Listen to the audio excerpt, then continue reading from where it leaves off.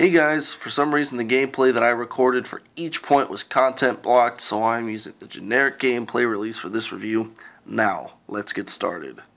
Welcome to Chicago, a decently large city where in terms of packed content may just be larger than the map of Grand Theft Auto 5.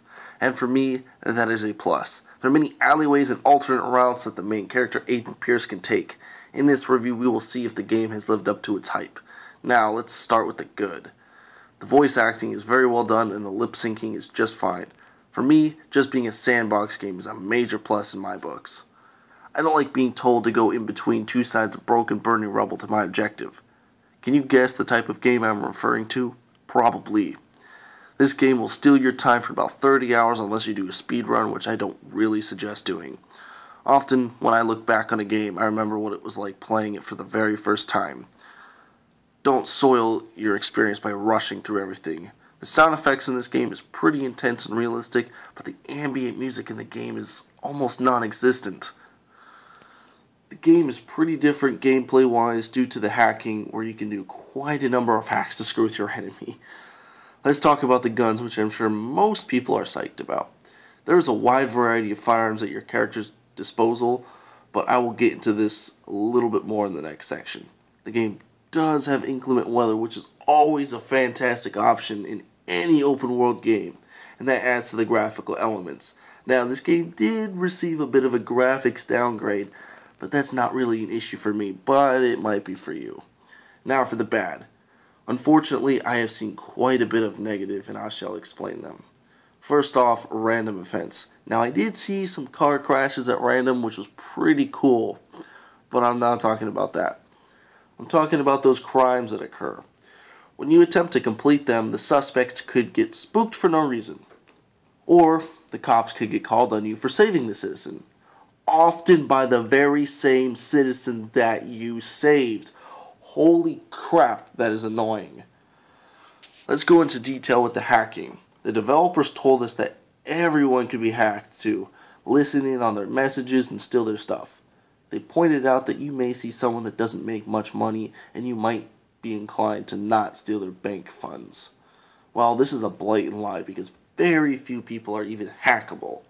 The ones that you are able to hack, probably you won't get their money.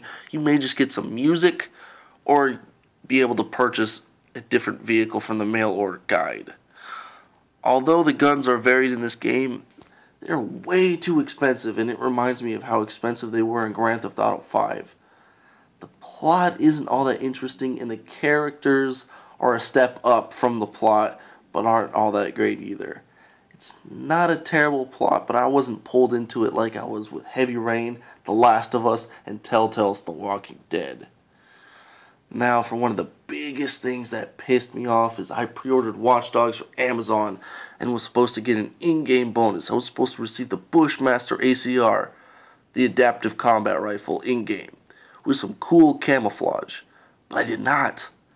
You can purchase the ACR at the gun shop without camo for $300,000 if you wish.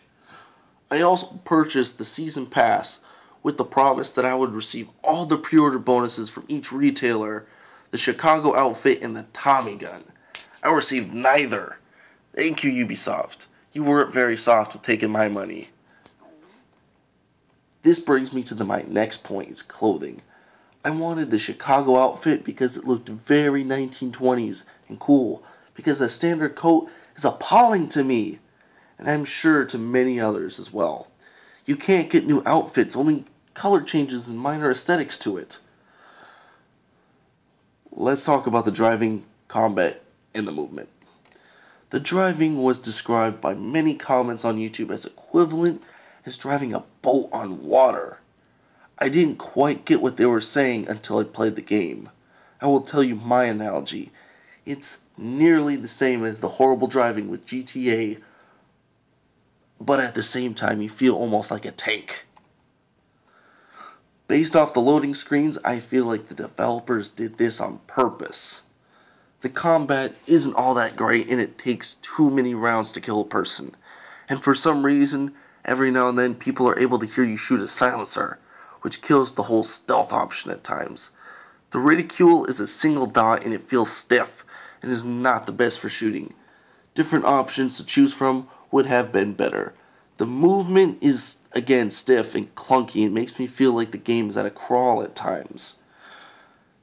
They showed us Aiden's expandable baton, but you barely use it, and you can only use it on enemy combatants with firearms, and not as you please. This game makes me feel empty and not complete without the melee system.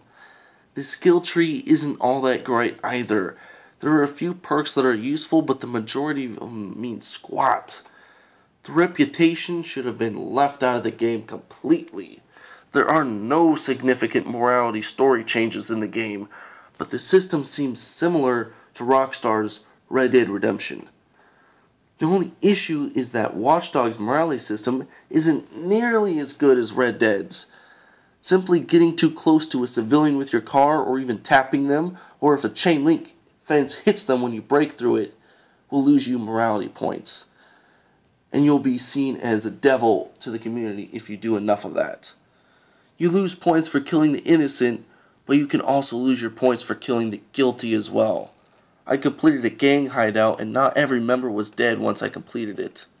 So the gang member was walking around with his AK-47 on the street, and I put one between his eyes. According to the morality system, he was an innocent civilian, when 40 seconds ago, he was not. The multiplayer isn't all that great, and the game punishes you for turning off online hacking to mess with you. One more thing to add, even though the game is a sandbox, if you venture too far from your objective to maybe get a better vantage point, it can auto-fail you. And will do the same in certain points if you are spotted, or if the cops are just merely contacted, let alone arrive. The verdict is, this game gets a decent 7 out of 10. What does that mean? It means that this game does not live up to the hype it promised. It means, sure, rent the game now, or buy it when it's about $30. At $30 or less, the price outweighs the negatives of the game, and by then I'm sure patches will be in the game to enhance the experience. See, this is the problem when you tease a game for so long and delay it. In all my years, I have never seen a game benefit from getting delayed.